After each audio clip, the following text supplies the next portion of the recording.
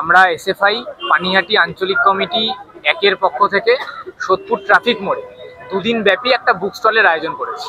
আমরা বুক স্টলটাকে উৎসর্গ করেছি প্রখ্যাত কবি সুকান্ত ভট্টাচার্যের এই যে জন্ম শতবার্ষিকী চলছে এই বছরের উদ্দেশ্যে।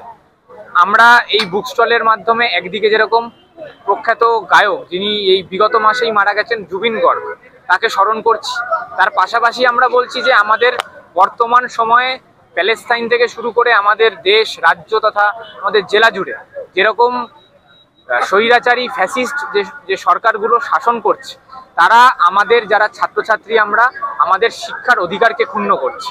স্কুল কলেজের সংখ্যা কমছে, প্রাইভেট ইনস্টিটিউশনের সংখ্যা বাড়ছে, শিক্ষায় যে বৈষম্যমূলক উপাদান তার সংখ্যা বাড়ছে, পাশাপাশি শিক্ষার কেন্দ্রীয়করণ হচ্ছে।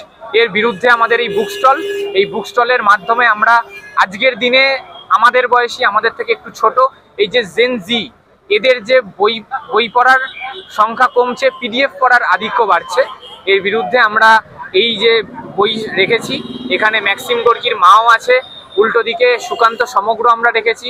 আবার আরেকদিকে আপনারা যদি দেখতে পারেন বাংলাদেশের কমিউনিস্ট বিপ্লবী বদরুদ্দিন উমর, যিনি কিছুদিন আগে প্রয়াত হয়েছেন, তারও আমরা বিভিন্ন বই রেখেছি। আমাদের সমাজ, সংস্কৃতি, খেলাধুলা, সিনেমা, নাটক সব কিছু নিয়ে বই আছে।